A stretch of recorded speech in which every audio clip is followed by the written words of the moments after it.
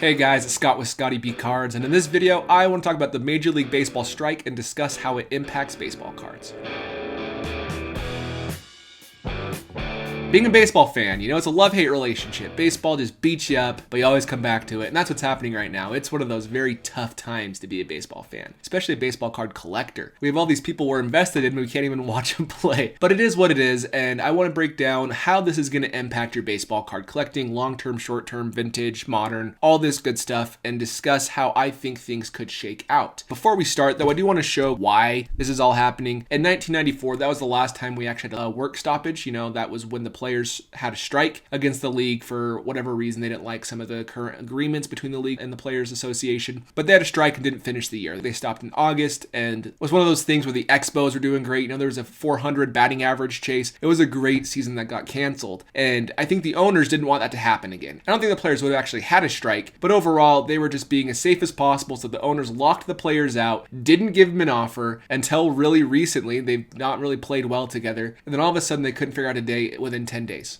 Shocker. So now we're in a situation where there is a lockout, but it's different. I don't think the actual general public hates the players as much as they did in 1994 because this was owner initiated, and the owners were the ones who took 42 or 43 days to get back to the players on an offer, and it was just super slow. And so I think the public is kind of seeing through this idea that it's the players' fault. I think there's fault on both sides, but overall, it's a good thing that social media exists because we can hear from the players directly versus when there was no social media, you kind of had to believe what the news reporter said. So that's harder for Major League Baseball to manipulate, which has been a big reason why it hasn't gone quite their way like I think they were planning. Owners stand a lot to gain by having a lockout right now. They're okay missing games, and I think that's something that the players didn't really quite anticipate. They're completely fine missing games in this first year because the CBA is 5 years, and in my opinion, if they can break the union now and then get a better deal for them for the next 4 years, they're happy losing the little bit of money they'll lose right now for the money they're going to gain with the expanded postseason in the future. So I think this is why this is happening. I do think there's going to be a season. I think there's a small chance there isn't a season at all this year, but overall I think there will be because both sides do want to make some salary, make some money. Long-term baseball and baseball cards will be hurt if it's not fixed quickly. I think if we miss a few series like what's planned right now, there's going to be 2 series missed, so 154 game season right now. It's not a big deal, but once we get down to 100 games, that's the second shortened season within 3 years. That's going to hurt a lot of fans' view of baseball, especially because this was self-imposed by the owners. And the players do share some of the fault. They also aren't playing well if the owners aren't given benefit of the doubt, but why should they? It's just one of those tough, terrible relationships that I don't think is going to be mended anytime soon. So now they have some background, kind of what's going on. Let's discuss the implications on baseball cards.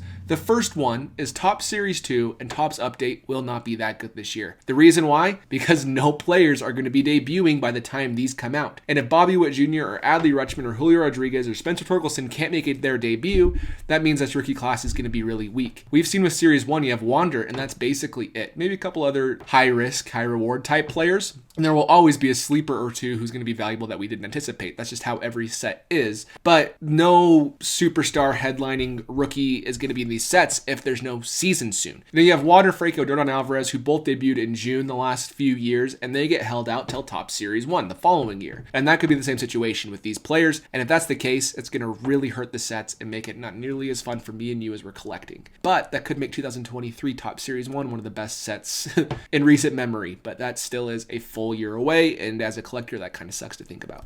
Let's talk about the legacies and Hall of Fame odds for players that are missing another season in the last few years. The first one, the obvious one, is Mike Trout. He's having a hard time. In 2020, there was a shortened season due to COVID, 60 games in the middle of his prime at age 28. At age 29 in 2021, he hurts his calf, is out for the year after playing only 30 to 40 games. And then in 2022, we might miss another full season just because the owners and the players can't get along. It sucks. And it's the same situation for Paul Goldschmidt, Freddie Freeman, Nolan Arenado, all the way down to Christian Yelich, because these players can't accumulate all the stats necessary to be a Hall of Famer. Yes, WAR is important, and people like to look at home runs, RBI totals, complete batting average over the course of the player's career, OPS, OPS plus, all these different stats we talk about on the channel all the time. It's hard to accumulate the needed counting stats when in your prime you miss 2 years essentially. And Paul Goldschmidt had a 6.2 WAR season last year, heading into his age 33 or 34 year. It's going to be tough. He's at 50 WAR. He needs to get to 65. And that's going to be hard from age 34 to 40 if he's not able to play right now when he was already in a groove. And that goes all the way down to the bottom of this list. All-time greats. It sucks. These players have potential to be all-time greats. Not saying they are right now, but Mike Trout, yes, he was on the current trajectory to be one, and then 2020 happened. Tatis, he's amazing. Acuna, Soto, they're all kind of in the same situation where they have all the potential to be good, but they need to really play. Mookie Betts, he's at 50 WAR. He could finish around 90 to 100 if he can have another 5, 6, 7 full years relatively in his prime, but that might be missed out on as well. And then Shohei Ohtani. He's probably one of the guys that needs to accumulate the most to be a Hall of Famer, and he can't play. Then you have Clayton Kershaw and Zach Greinke chasing 3,000 strikeouts. Even Chris Sale coming back from Tommy John. Miguel Cabrera chasing his numbers. Albert Pujols trying to get to 7 home runs. Mike Trout and really anybody else in baseball is losing some of their legacy because of these lockouts and these strikes, and that does hurt card values. We pay for people who do cool things. Babe Ruth was amazing, so we paid for his cards. But if we're not getting the full seasons of these players, it's going to hurt their values. Back in the 40s and 50s, we had people who missed time due to wars, and that was a different situation just because it was a wartime thing. But I don't know how we're going to be looking at this 20 years from now, so it's kind of hard to predict. The minor leagues will continue, and major league players actually may play internationally. So minor leagues are still live since they're not a part of the Major League Baseball Players Association. They aren't protected by the Major League Baseball Players Association, so they're told what to do by Major League Baseball directly. And everybody who's not on the baseball 40-man roster is going to be able to play in the minor leagues. So, for example, Julio Rodriguez, he's on the Mariners 40-man roster, so he won't be able to play in the big leagues or the minor leagues. So all of this refining we need Julio Rodriguez to have isn't going to happen because there's no season and he's screwed by being on that 40-man roster. Bobby Witt's not, Adley Rutschman's not. I don't think Spencer Torkelson is either on the 40-man roster for their respective clubs, which is good, but we're missing out on some of the biggest prospects getting the needed at-bats and, seeing the ball to become the best young player in baseball. Players will play internationally if the lockout drags on. If we go more than a month or two, you will see players like Bryce Harper or whoever else going down to the Dominican ball, or they'll go to the Mexican League, or they'll go over to Japan or Korea, wherever. It's going to happen, which is kind of exciting to see Bryce Harper going to hit 450 with a ton of home runs. And that's not fair. It's not that bad a competition. But they'll have really big numbers, and it's just sad that we'll be able to see him play for the Philadelphia Phillies. We're going to have to see him play over in Tokyo. He actually posted this on his Instagram, so he's thinking about it. I think it was a joke, but it's actually serious, in my opinion. And I think these leagues should take full advantage of all of this, of all the players. Players who are successful overseas could be a buying opportunity. You could look at these players and actually buy their cards if they're breaking out. We saw with Eric Thames, he didn't quite come back and have it translate. He had a couple good years, but he went overseas, he got a lot better, came back, and he was a big league star for a few years. So it's just one of those things where it could be a specific, interesting thing to look at if you're looking to collect.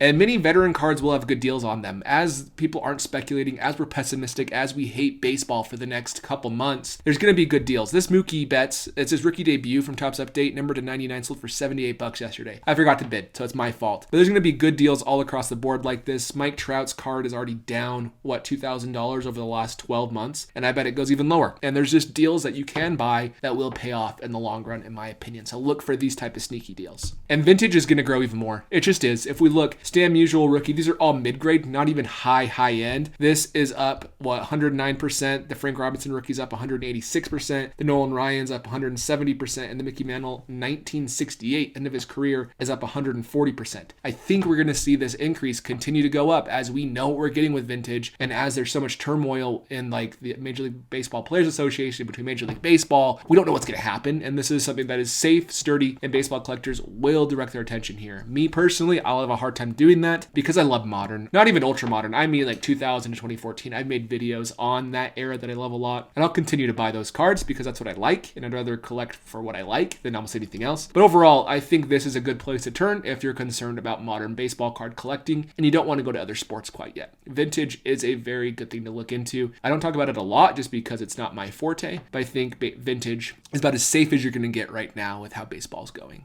And the last thing I want to discuss, if you are holding young, non-superstar players and non-prospect players, so I mean like not a Wander Franco and not a Juan Soto, looking at like Bo Bichette, Luis Robert, these second-tier superstars for young players, I'm sorry, because they're the ones that are getting screwed the most if you're actually looking to collect. Yeah, Juan Soto, Ronald Acuna, Tatis, they're going to have their value if they miss half a year. But Luis Robert, he's only had 477 at-bats within 2 years. That's less than a full season. Bo Bichette's a little bit different. He's had almost 2 full seasons now. But regardless, regardless, we need to see these players do stuff for their cards to maintain value. This is their age 24 season for both of these players, and if they don't play, we can't keep speculating when they're in their mid-20s or late 20s. Rafael Devers, Xander Bogaerts are a perfect example of the type of players as well. They're breakout stars, breakout candidates that we're looking to collect, and they're going to be hurt the most. So if you're like me and speculate on a few players, and let's say these are your players, it could be a bloodbath in the future. So overall, a very weird time to collect baseball cards, but I do want to give some advice, and this advice is not financial advice. This is friendly advice from me to you. I wouldn't overreact yet.